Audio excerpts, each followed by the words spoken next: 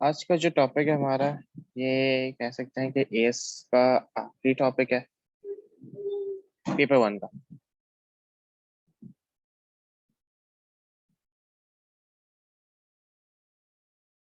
Data base नाम से क्या लग रहा है?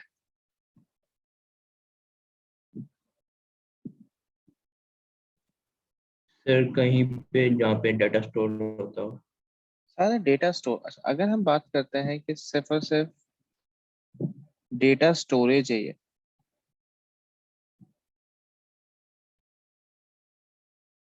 अगर सिर्फ डेटा स्टोरेज की बात करते हैं तो यहाँ पे हम जाके थोड़ा फंस सकते हैं।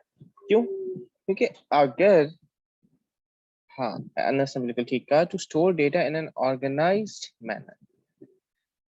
ऑर्गेनाइज्ड मैनर में क्यों स्टोर करते हैं?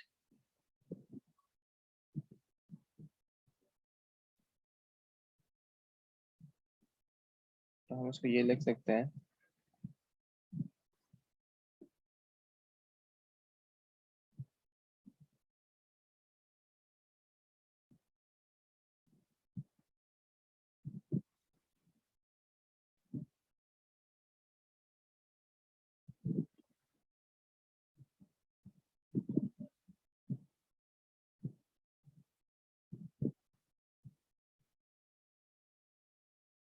ताकि डेटा को पढ़ने में आसानी हो। डेटा को पढ़ने में मतलब हमें डेटा को रिट्रीवल में आसानी। अब बात करते हैं, देखो अगर सिर्फ डेटाबेस की बात करें ना, तो डेटाबेस एक जरूरी नहीं एक सॉफ्टवेयर हो। आपके पास इससे पहले डेटा पेपर बेस्ड भी होता था। पेपर बेस्ड कैसे होता था? जैसे हाँ, अभी भी even in my university, Karachi university, आप अगर अपने किसी काम को वापस निकलवाने जाते हैं, या आपका कोई भी वहां पे जानने वाला या कोई पढ़ता हो, तो अगर उसने अपनी डिग्री निकलवानी हो, तो जब हम वहां पे एडमिन ब्लॉक में जाते हैं तो वहाँ एक बहुत बड़ा रूम है। तो ये उस रूम में छोटे छोटे छोटे छोटे कबर्ड्स हैं। अब वो कबर्ड्स के ऊपर ईयर्स लिखे हुए हैं और डिग्री के वो लिखे हुए हैं, मतलब वो कौन से डिपार्टमेंट में एनरोल्ड था पर्सन।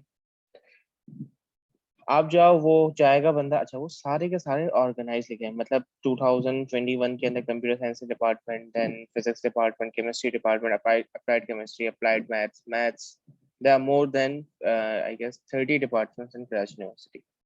उन सब का डेटा, अब वो उन्होंने सारी सबकी जितने भी एनरोल्ड स्टूडेंट्स, उन सबका जो भी सबमिटेड डॉक्यूमेंट्स होते हैं वो वहाँ सेव्ड होते हैं। अब जब हमें वापस चाहिए होते हैं तो हम जाते हैं, अपना एनरोलमेंट कार्ड शो करते हैं, एंड वो वहां पे जाके बंदा आपके एनरोलमेंट कार्ड के थ्रू देखता है। एनरोलमेंट कार्ड के थ्रू उसके लिए देखना आसान इसलिए है कि वो उसने एक सीरीज में डेटा सेट किया हुआ, ऑर्गेनाइज्ड वे में सेट किया हुआ। अगर वो ऑर्गेनाइज्ड वे में सेट ना हुआ हुआ, तो मुझे नहीं लगता जब से कराची यूनिवर्सिटी स्टार्ट हुई है अब तक जितने भी इनके पास डॉक्यूमेंट्स रहे हैं, वो कोई भी डॉक्यूमेंट इतनी इजीली ढूंढ ले। मतलब स्टिल इस मैनर में भी उसको तकरीबन 15-20 मिनट लग जाते हैं ढूंढने में। तो हमें डेटा को जब भी रिट्रीव करना होता है, उसको हम ऑर्गेनाइज रखेंगे तो उसको निकालना आसान होगा। इसकी बेस्ट एग्जांपल भी तो वही है कि आप अपनी कबर्ड के अंदर अगर कपड़ों को ऐसे ही उठा के अंदर डाल दें, नॉर्मली जो लड़के करते हैं, तो क्या मसला आता है? जब हमें कोई सूट ढूंढना होता है, तो वो ढूंढने में ज्यादा इशू आता है, क्योंकि उसके लिए हमें सब निकाल के देखना, फिर एक एक ढूंढना पड़ता है। लेकिन अगर यही आप एक तरीके से रखें, ऑर्गेनाइज्ड वे में रखें, तो आपको जो निकालना है आपने फौरन से पिक कर लिया। तो मैं डायरेक्ट एक काम करता हूँ, डेटाबेस की फाइल की तरफ ही आ जाता हूँ। ओके, एक सेकंड।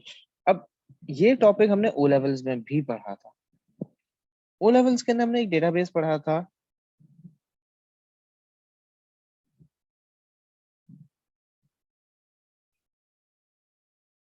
अभी जो एक एएस लेवल में पढ़ रहे हैं, इसमें फर्क क्या है? तो वो भी डेटाबेस है, ये भी डेटाबेस।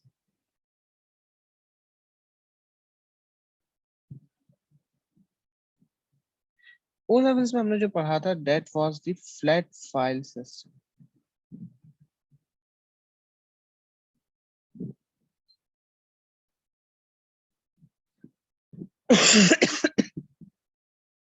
अब जो ए लेवल्स में पढ़ रहे हैं, वो हम पढ़ रहे हैं रिलेशनल डेटाबेस। यहाँ पे हम रिलेशंस बनाते हैं डेटाबेस के बीच में आपस में, डेटाबेस के इंटरलिंक अंदर ही इनके रिलेशंस कैसे बनते हैं, क्या बनते हैं, क्यों बनाते हैं, उस पर आते हैं। फ्लैट फाइल सिस्टम का ना एक बहुत बड़ा इशू था। एग्जैक्टली एक ही लाइन में पूरा डेटा होता था हमारे पास। अब उसके लिए यही बेस्ट है कि मैं डायरेक्ट किसी फाइल की तरफ ही आ जाऊं।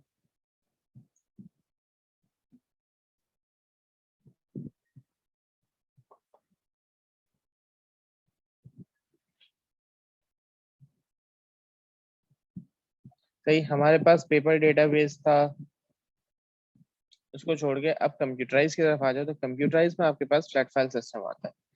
फ्लैट फाइल सिस्टम में रेपिटेशन का इशू था, ठीक है, गुड।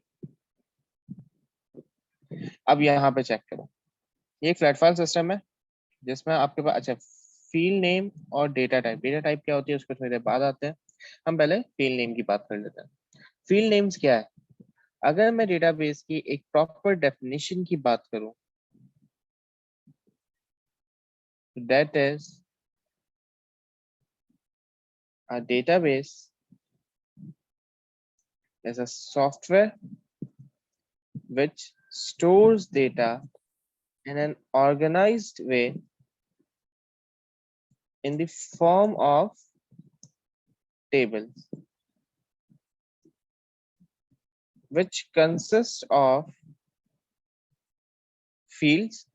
Fields का मतलब होता है कि columns and records. Records का मतलब होता है कि हम rows की बात कर रहे हैं। टेबल को हम एंटिटी भी कहते हैं, ये थोड़ी देर बाद आगे डिस्कस करते ही हैं अभी हम चीजों को। रिकॉर्ड्स को हम अपना क्या कहते हैं, सॉरी, फील्ड्स को हम एट्रीब्यूट्स भी कह सकते हैं। ये आपका रहता है। अब जैसे यहाँ पे मेरे पास कस्टमर आईडी एक क्या है, एट्रीब्यूट है, टाइटल है, मिस है या मिसेस है या मिस्टर है, surname, street, town, country, phone number, pet's name, type, date of birth, medical condition, date of appointment, type of appointment, symptoms, treatment. ये बेसिकली किसके लिए है कि अगर आप किसी पेट को वेट के पास लेके जाते हो, ठीक है, तो आप ये चीजें फिल आउट करोगे, अपना सारा ये डेटा दोगे। अब मुझे एक बात बताओ, आप किसी वेट के पास जाते हो, आपने अपनी कस्टमर आईडी बताई, ठीक है, आपने अपना टाइटल बताया, सरनेम बताया, street, town, country, phone number, ये चीजें तो ऑलमोस्ट आपकी सेम रहनी है। और गिवन दैट कि आपके पास एक ही पेट है, यहाँ पे क्लास में किसी के पास पेट है?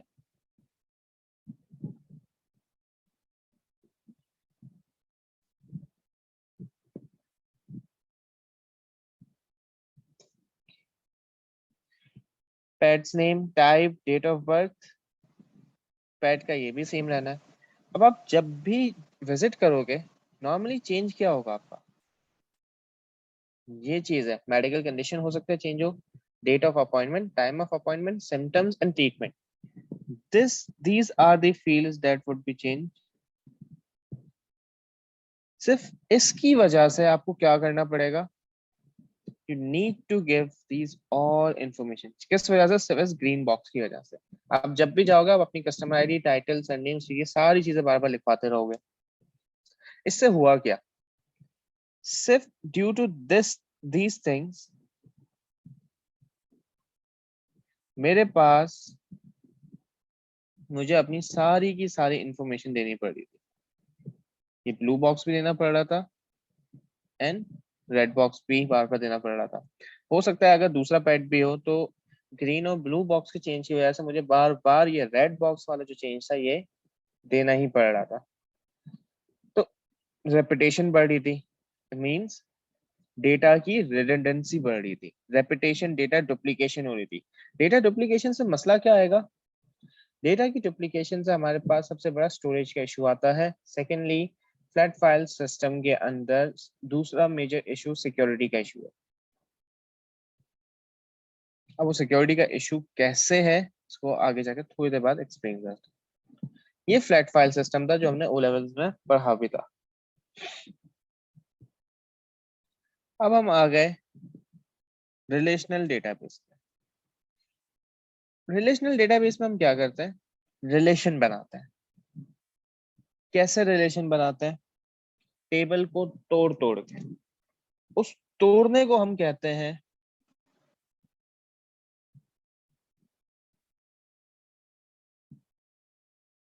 नॉर्मलाइजेशन।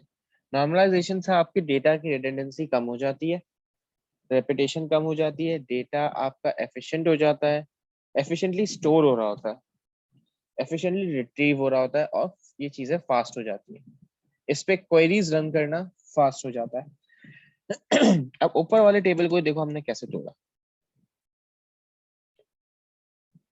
ये हमारे पास हमारा पूरी कस्टमर की डिटेल्स आ गई। कस्टमर आईडी, इसका title, surname, street, town, country और फोन नंबर। सही। सपोज ये मेरे पास कस्टमर आईडी 1001 थी, किसकी? अनस की। अब अनस के पास सपोज एक कोई डॉग है, उस डॉग का कुछ भी नाम रख देते हैं। पेट आईडी इसकी आ गई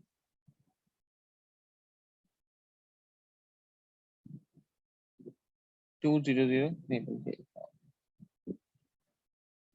001।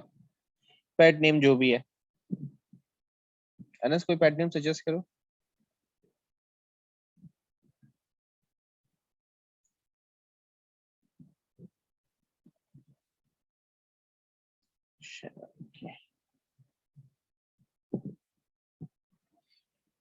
अब इसके पेट को कुछ भी हुआ, ये वेट के पास लेके गया। तो जैसे ही वेट के पास लेके जाए, इसने पहली जब पहला विजिट था, तो अनस ने अपनी रेड बॉक्स वाली मींस कस्टमर टेबल की भी इंफॉर्मेशन फिल की, अपनी पेट टेबल की इंफॉर्मेशन भी फिल की। तो उसको सामने से अपॉइंटमेंट टेबल की इंफॉर्मेशन सारी की सारी मिल गई, जिसमें एक अपॉइंटमेंट आईडी है, कस्टमर आईडी यहाँ पे होगी 1001, पेट आईडी आपकी होगी 001, डेट ऑफ अपॉइंटमेंट क्या है, टाइम ऑफ अपॉइंटमेंट क्या है, और अपॉइंटमेंट आईडी वो खुद जनरेट करके दे देंगे आप। ये चीजें थी। सपोज अनस का एक फॉलोअप विजिट था। हाँ बेटा लिंक्ड है ये। कैसे लिंक्ड है, इसमें भी लिंक पे आ रहा हूँ। अनस को फॉलोअप विजिट था उसका नेक्स्ट वीक। अनस जब वापस गया तो अनस जस्ट क्या बताएगा? अनस कहेगा कि मेरे पास मेरी कस्टमर आईडी 1001 थी, मेरी पेट आईडी 001 थी। यूजिंग दीज टू, ऑटोमेटिकली यहाँ पे ये चीजें आ जाएंगी। मतलब हम काम किस पे कर रहे होंगे? सिर्फ और सिर्फ इस टेबल पे काम कर रहे होंगे, क्योंकि ये टेबल तो हमारा ऑलरेडी फिल था, बार बार फिल करने की जरूरत नहीं है अब मुझे। लेकिन मुझे फैक्ट फाइल सिस्टम में बार बार फिल करने की जरूरत पड़ रही थी। अपॉइंटमेंट टेबल पे इसने सिर्फ क्या, अपॉइंटमेंट आईडी जनरेट हुई, customer ID, pet ID enter की, date of appointment, time of appointment enter किया, और बस आपका सारा का सारा काम हो गया। पुरानी इन्फॉर्मेशन पीछे से खुद ही उसने कनेक्ट कर ली। अब ये कनेक्ट कैसे करता है? ये कनेक्ट करता है, आपके पास कस्टमर टेबल की प्राइमरी की। अब प्राइमरी की क्या होती है, पहले उस प्राइमरी की पे पढ़ लेते हैं, फिर हम बात करते हैं कि टेबल्स में प्राइमरी की क्या होती है। What is meant by primary की, Sania?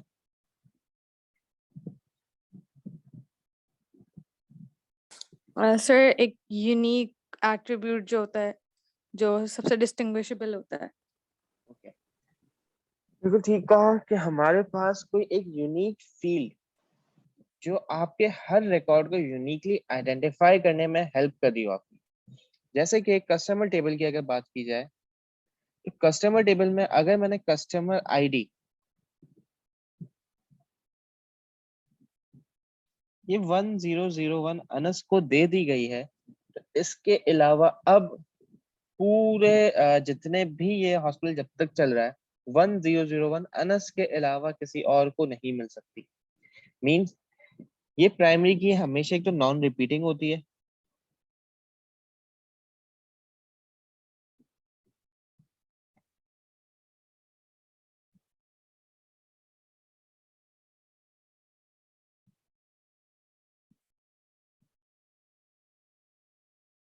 Uniquely identifies each record, ये नॉन रिपीटिंग वैल्यूज होती है।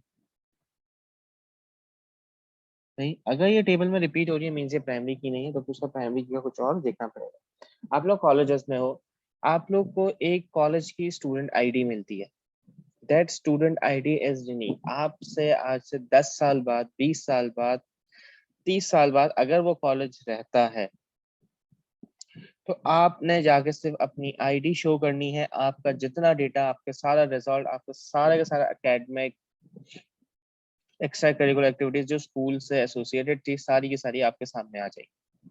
उनके पास जो आपका रिकॉर्ड था, क्योंकि वो आईडी अब किसी और को नहीं दी जाती। Kashif, can you please share your college ID?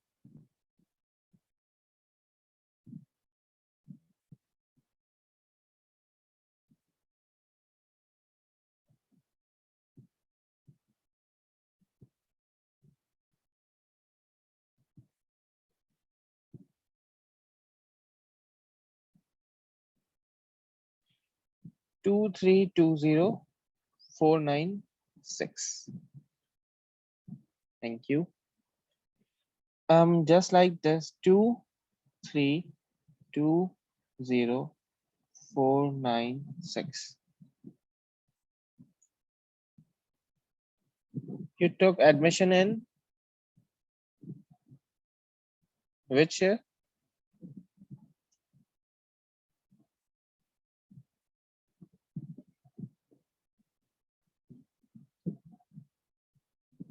(2020) Okay, 2023.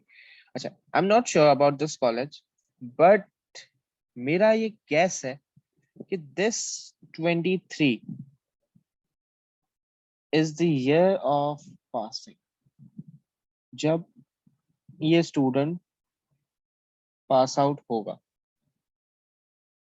जी, अब कभी कभार ऐसा होता है कि आपकी एक सिंगल फील्ड प्राइमरी की नहीं बना रही होती, मींस वो यूनिकली आइडेंटिफाई नहीं कर रही होती, मल्टीपल रिकॉर्ड्स के लिए वो यूज की जा रही होती, तो वो प्राइमरी की नहीं हो सकती।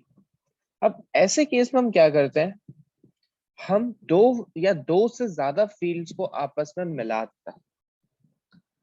जैसे कि आपने कह सकते हो, जैसे मैं यहाँ पे आपके एनआईसी नंबर क्या है आपका? आपका जो एनआईसी है, this is the primary key which uniquely identifies you as a citizen of Pakistan, या जहाँ के भी आप हो। तो हमारे पास एनआईसी की अगर आप बात की जाए, मुझे प्रॉपर ब्रेकडाउन उनका याद नहीं है, और आखिरी में कोई डिजिट होता है, सही है, बीच में कोई भी रैंडम नंबर है, 7010296 जो भी है, ओके। आपका ये बताता है, जी बेटा, अब मैं आ रहा हूँ उस पर भी थोड़ा मैं आ रहा हूँ कि फोन नंबर्स और ईमेल नंबर्स को हम क्या निकाल सकते हैं। यह आपको नॉर्मली बताता है कि आप कौन सिबलिंग्स में कौन से नंबर पे हो, मेल हो या फीमेल हो। आई गेस मेल्स का इवन चलता है, और नहीं, मेल्स का ऑड चलता है और फीमेल्स का इवन नंबर चलता है। मींस अगर ये ऑड है तो वो मेल होगा, अगर वो इवन है तो वो फीमेल होगी। ये आपका नॉर्मली आपके फैमिली आईडी वगैरह इन चीजों में होती है, और यहाँ से आपके पास आपका एरिया कोड आ रहा होता है, सिटी और एरिया कोड आ रहा होता है। इस तरह से कोई डिवीजन है। ये इतने सारों को मिला के उन्होंने एक टोटल प्राइमरी की बनाई हुई है। This is known as a composite key. जिस तरह स्कूल के अंदर अगर मैंने कहा कि 001 002, ये था मेरे पास 2021 का स्टूडेंट, ये भी थी मेरे पास 2021 की स्टूडेंट।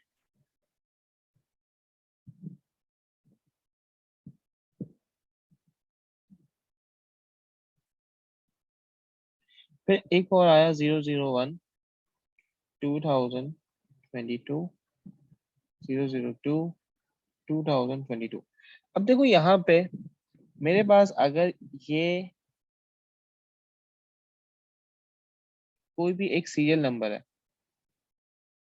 ये वाली जो फील्ड चल रही है, ये इफ सपोज मेरे पास एक मेरा सीरियल नंबर है और ये ईयर ऑफ ज्वाइनिंग है,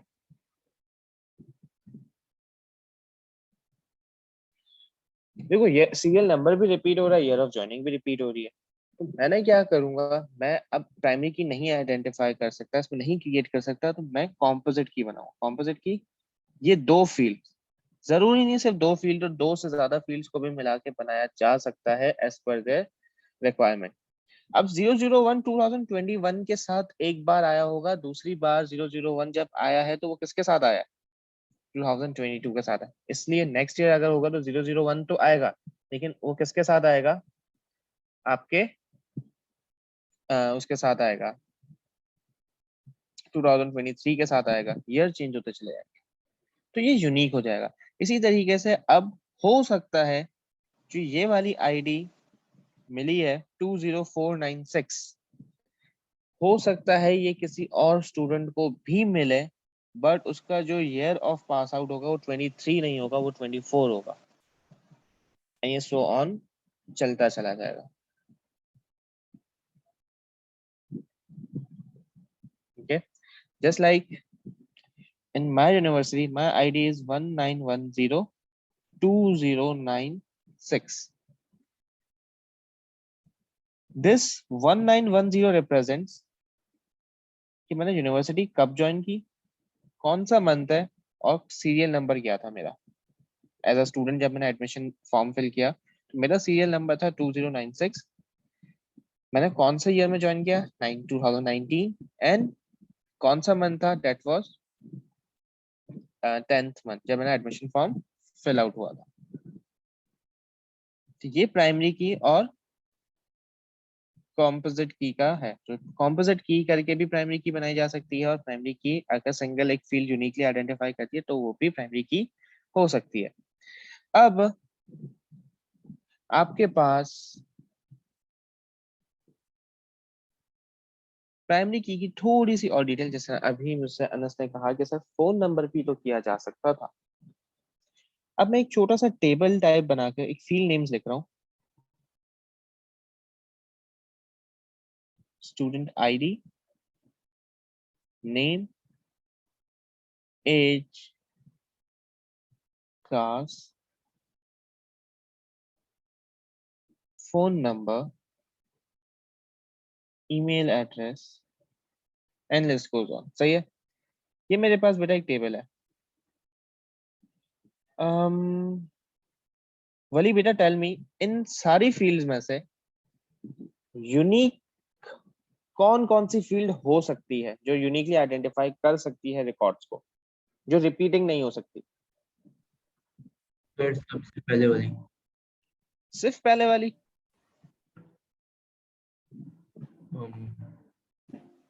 सर ईमेल भी हो सकती है। ईमेल भी हो सकती है। फोन नंबर नहीं हो सकता? हर एक का अगर personal cell phone number use कर रहे हैं हम। ये भी सर। ठीक है, ये तीनों फील्ड्स हैं जो यूनिकली आइडेंटिफाई कर सकती है। तो बेटा वो सारी फील्ड्स जो एक प्राइमरी की बनने, उनमें मतलब एक ऐसी फील्ड या वो सारी फील्ड्स जिनमें वो सारे कह सकते हैं खुसूसियात हो या एट्रीब्यूट्स हो किस चीज के, प्राइमरी की बनने के, वो कहलाती है आपके पास आपकी कैंडिडेट की। कैंडिडेट जिस तरह इलेक्शंस होते हैं, अभी आजकल इलेक्शंस का बहुत ज्यादा ही चल रहा है, तो हमारे पास कैंडिडेट की थी वो सारे जो जो बन सकते हैं। कल अभी जैसे इलेक्शंस होंगे तो जो जो प्राइम मिनिस्टर के लिए आता है हमारे पास, वो एज अ क्या है? कैंडिडेट। लेकिन उनमें से क्या सारे ही प्राइम मिनिस्टर बनते हैं या एक बनता है?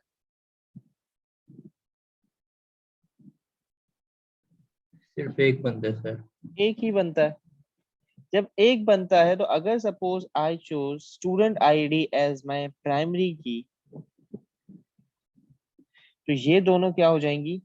These both will be my secondary key. अब सेकेंडरी की किस तरह काम करती है, मैं इसकी एग्जांपल देता हूँ। आप लोगों का बैंक का इतना ज्यादा नहीं होगा, लेकिन आप कभी आगे जाके जब बैंक में जाते हो, नॉर्मली अकाउंट नंबर से ज्यादा सीएनआईसी नंबर याद हो जाते हैं आपको। वैसे एडवाइस ये है कि अपना CNIC number, account number, phone number, अपने कुछ क्लोज फ्रेंड्स, फैमिली और रिलेटिव्स के फोन नंबर्स याद रखा करो। इस टेक्नोलॉजी पे इतना ज्यादा डिपेंडेंट ना हो, ये टेक्नोलॉजी आपको खराब करती है, आपकी चीजें मेमोराइज करने से दूर कर रही है, आपको आपकी मेमोरी खराब करती है। कोशिश किया करो ये चीजें खुद से याद रखा करो, क्योंकि अल्लाह ना करे कभी ये चीजें ना हो या कोई इस तरह की अनफॉर्चुनेट सिचुएशन आ जाए, तो उसमें आपको आपकी मेमोरी काम आएगी, ये कोई डिवाइस काम नहीं आती। तो आपके पास आप गए, उसने आपसे कहा आपका account number. Normally account number जब न्यू न्यू मिलता है तो याद नहीं होता है, तो वो आपसे सिंपली कहते हैं कि अकाउंट नंबर छोड़ अपना CNIC नंबर दे दो। क्यों? उन्हें पता है कि अकाउंट नंबर तो उनकी प्राइमरी की थी ही थी, लेकिन अगर आपको अकाउंट नंबर नहीं याद तो वो एज अ प्राइमरी की जगह सेकेंडरी की यूज कर सकते हैं, आपका फोन नंबर या फिर आपका CNIC नंबर। ये सेकेंडरी की का यूज हो जाता है। तो सेकेंडरी की वो कि जो प्राइमरी की बन सकती थी लेकिन हमने उसको प्राइमरी की बनाया नहीं, तो वो क्या बन जाती है? सेकेंडरी की बन जाती है। और वो सारी एट्रीब्यूट्स जिनके पास वो सारी क्वालिटीज थी जो प्राइमरी की क्वालिटी होनी चाहिए, तो आपके पास वो एज अ कैंडिडेट की कहलाती है। यहां तक किसी को कोई मसला है?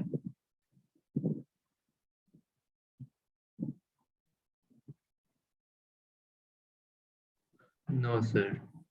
अच्छा, ये चैप्टर अगेन मैं अक्सर कहता हूँ कि मैं थोड़ा सा डिटेल में जाके चीजें, डिटेल में अभी तो इतना नहीं, लेकिन हम इन चीजों को ये चैप्टर पढ़ाते हुए एंजॉय इसलिए भी करता हूँ नॉर्मली मैं, क्योंकि मेरा ताल्लुक ही डेटा साइंसेस की तरफ से है, तो हमें तो इन चीजों से अक्सर खेलना पड़ता है। नाउ अब हम आ जाते हैं, ये प्राइमरी की, कैंडिडेट की और सेकेंडरी की तो हमने पढ़ ली, जिसमें कॉम्पोजिट की के बारे में भी पढ़ लिया। अब आ जाओ इस कस्टमर टेबल के अंदर, मैं अब जिससे पूछूं मुझे बताता चला जाए। Ahmad, from customer table which field can be my primary key?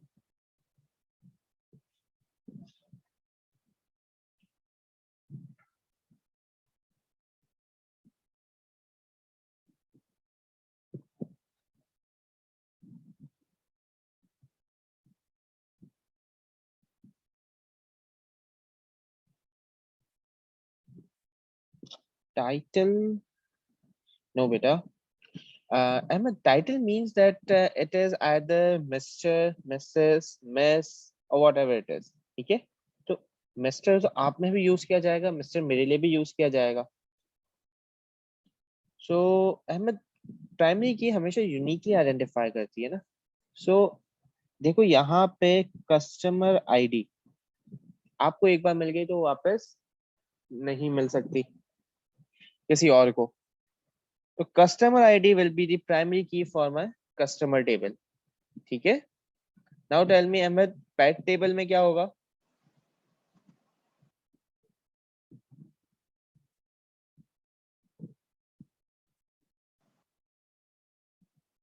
PAT table में आपकी प्राइमरी की क्या होगी? Pet ID. Good. From my pet table, pet ID will be my primary key. Kashaf, from appointment table, my primary key will B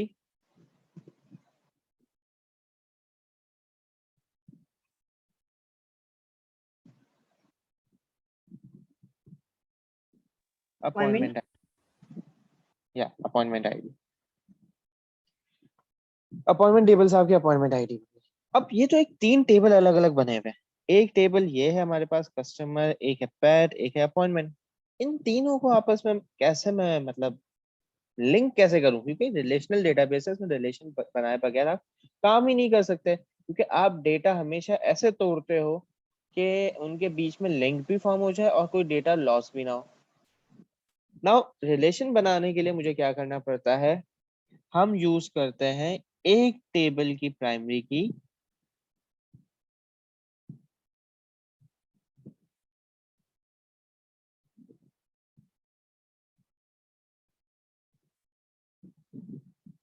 दूसरे table में ऐसा क्या act करती है? फॉरेन की एक्ट करती है। कैसे?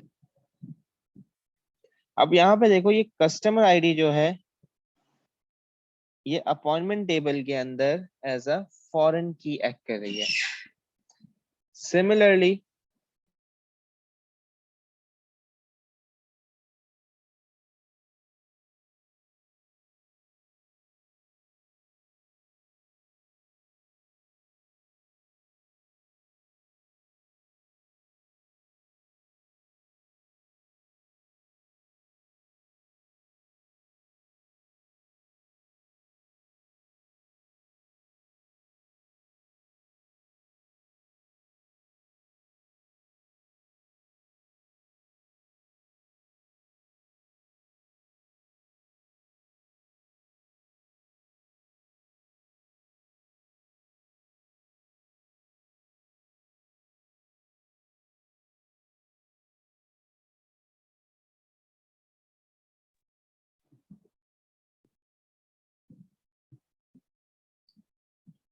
सॉरी, मेरा आवाज क्लियर आ रही है? Yes yes sir. हमारे पास हमारे एक टेबल की जो प्राइमरी की थी,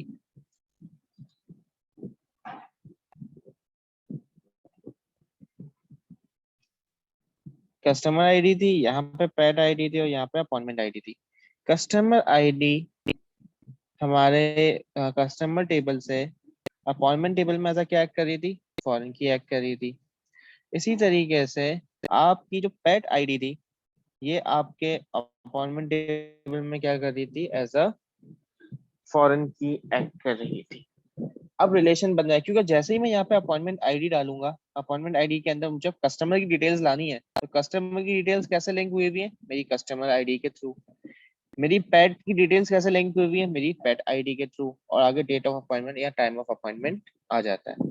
अब कुछ चीजें आप लोगों को लिखनी है तो बेटा लिख लो, मैं आप लोगों को शो करवा देता हूँ। ये हमारे पास कहलाती है लॉजिकल स्कीमा भी कह सकते हो उसको,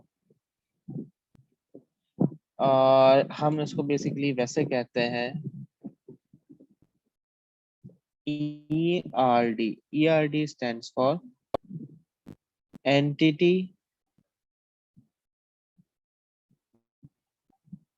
relationship diagram।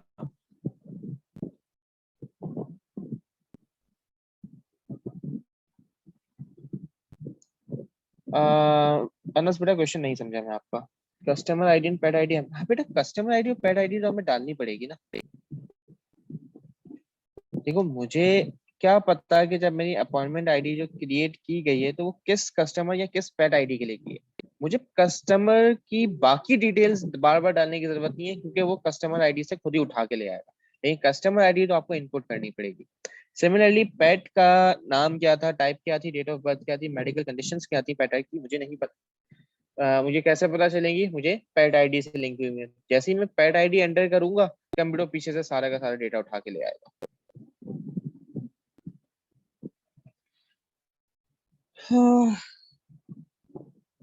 अच्छा कुछ चीजें करते हैं।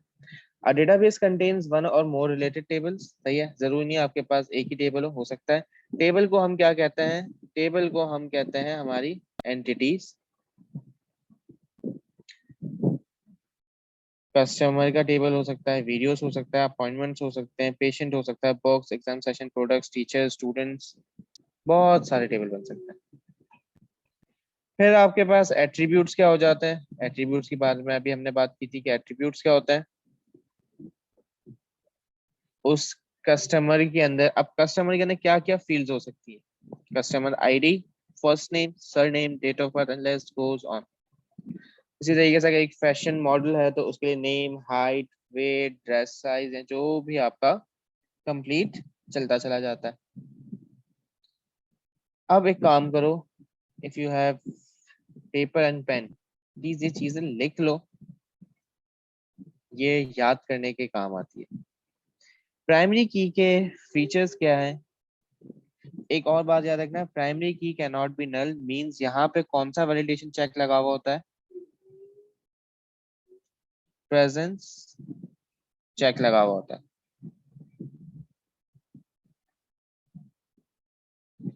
It must contain a unique value for each, uniquely identify करती है। या अब प्राइमरी की special relational database table column which uniquely identifies all table records. Second.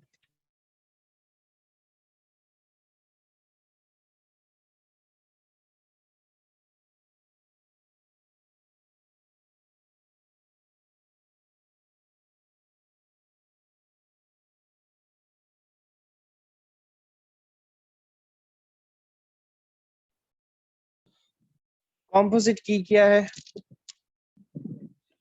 Composite key is a combination of two or more columns in a table that can be used to uniquely identify each row in the table.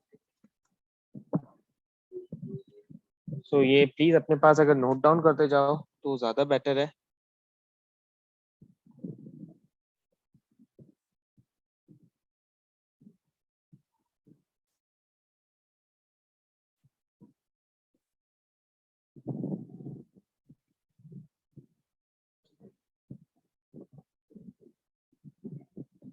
Then comes foreign key. Foreign key use क्यों की जाती है? Foreign key basically establish a link between tables. ये link बनाने के लिए काम आ रही होती है. So you can simply write a foreign key is used to link tables together and creates a relationship. And foreign key होती क्या है? It is a field in one table that is linked to the primary key in the another table.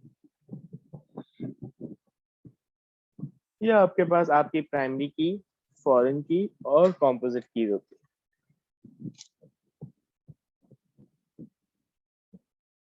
कोई queries? सिर्फ ये definitions नहीं, क्योंकि examiner आपसे पूछ ले तो आप लोग को मसला ही आता है लिखने के अंदर. आगे चलें.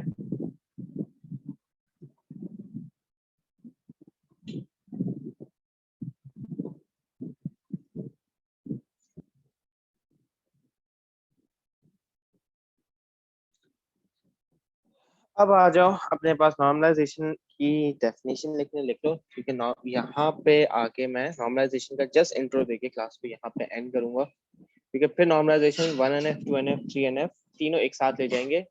एंड बिटवीन दिस वीक मैं ही कोई क्लास रखूंगा, मैं सैटरडे तक का वेट नहीं करूंगा, बीच में कोई क्लास रख लेंगे. Normalization is a process. अच्छा, नॉर्मलाइजेशन मैंने क्या कहा है? क्या आप अपने डेटा को इस तरह तोड़ते हो कि आपका डेटा कुछ लॉस भी ना हो और उसके अंदर से जो रेपिटेशन है वो खत्म हो जाए. तो basically normalization is the process which is used to eliminate redundancy and inconsistent dependency. सही. सो आप नॉर्मलाइजेशन की डेफिनेशन अगर लिख रहे हो तो normalization is a process of organizing data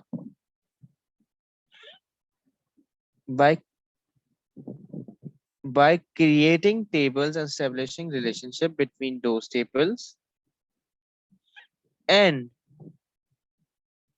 eliminating redundancy and inconsistent dependency.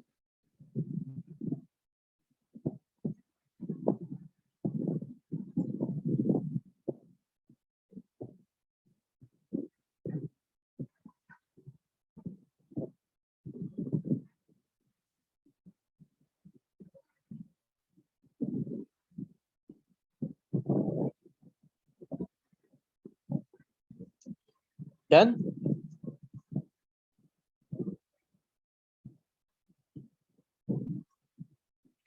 Now बेटा नॉर्मलाइजेशन आपके पास 3 स्टेप्स में किया जाता है.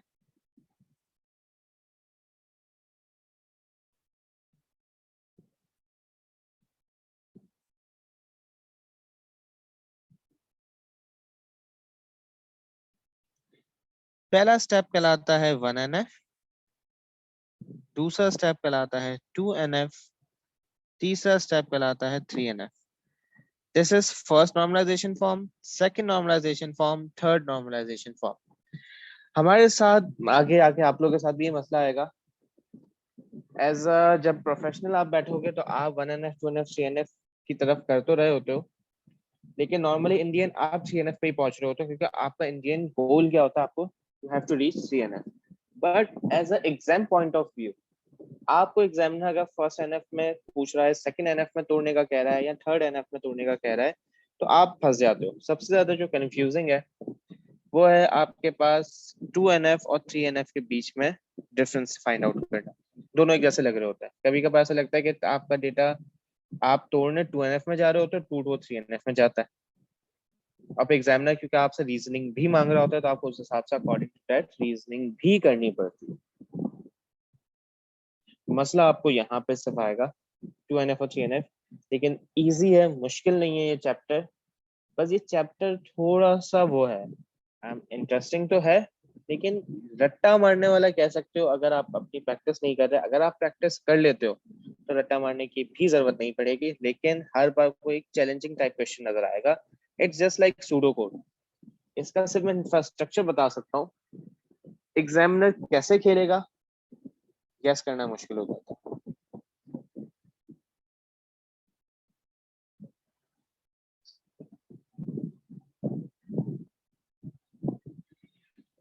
सो यहाँ पे क्लास को हम एंड करते हैं। अगर कोई क्वेरीज रिगार्डिंग अब तक सिर्फ यहाँ पे है तो मुझे प्लीज बता दो।